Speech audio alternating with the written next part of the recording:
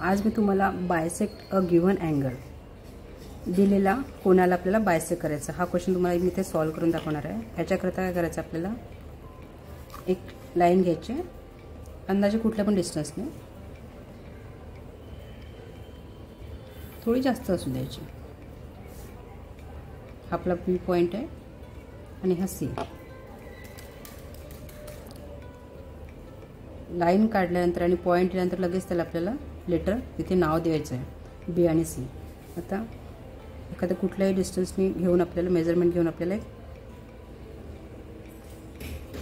या कोणची तिसरी लाईन पण काढायची आहे।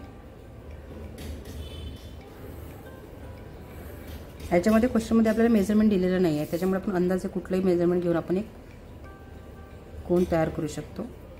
हा पॉइंट आहे आपला ए।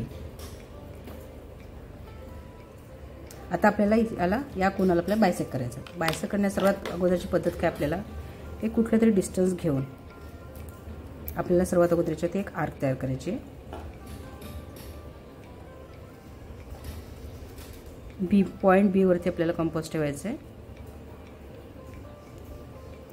आणि दोन्ही साइडला सेम डिस्टन्सने एक रेडियस घेऊन आपल्याला कंपासमध्ये सेम डिस्टन्स आपल्या दोन्ही साइडला आपल्याला आर्क तयार करायचं आहे। आता आपल्याला हे पॉइंट दोन्ही मिळालेले आहेत।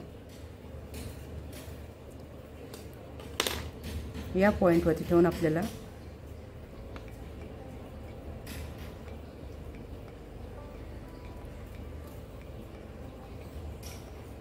त्याचप्रमाणे या पॉइंटवरती पण ठेवायचं आणि आर्क तयार करायचं। आपल्याला आता हा पॉइंट मिळाला आहे।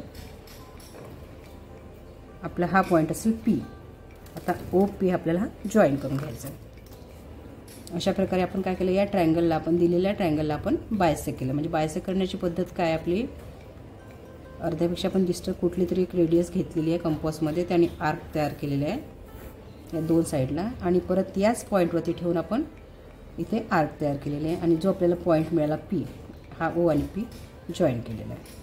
अशा प्रकारे आपलं काय झालेला ए बी सी हा ट्रायंगल बायसेक्ट झालेला आहे। जे कोन या जो आहे लाईन बी पी ही काय आपल्या दिलेला कोनमधला बायसेक्टर आहे। आपला हा क्वेश्चन 6 आहे to bisect a given angle. हे दोन पॉइंट आपल्याला एक्स आणि हा वाय एक्स वाय वरती ठेवून आपण आर्क तयार करून बी आणि पी जॉईन केलेला आहे आणि बायसेक्टर तयार केलेला आहे। अशा या सोप्या पद्धतीने आपल्याला कोणाला बायसेक्ट करायचं।